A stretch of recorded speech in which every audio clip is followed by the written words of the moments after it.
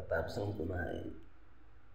Yan. Natapos din namin yung paglagay ng mga ano doon sa taas.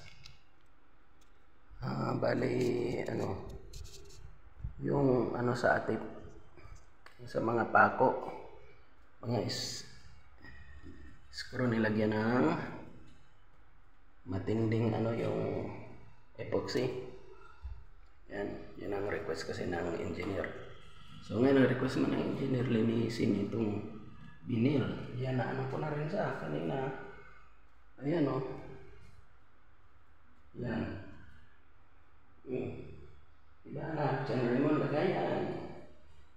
Minsan talaga. Yun, kunti na lang yan o. Inano ko nga. Matindi ang dyan, tapak naman. Talaga, ito yung ginagamit. Yan. Oil and gardenia. Yan ito. I-reflenish na lang. Kunti na lang sa yan o. Gandaan ko na sa dito. Malinis namin. Patanggal naman namin. Hindi na lang ko linisin lang. Ano na lang yan, mga natanggal kanina. Ayan ang ito. Matinding kapit.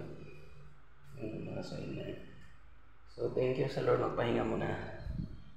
At nakatrabaho din dito si Sir kasi daming tubig dito sa ground floor kanina. Diyan sa may na yan, side na yan. So tinanggalan ko, mga halos magkalahati din ng timba. Dito dumaan, saka doon. So thank you Lord. At kami ay pagtrabaho din. Thank you. More power and more blessing to receive. And nawang lahat ng mga kontraktor, mga worker, mga pintor, mga cleaner ng mga unit na bago.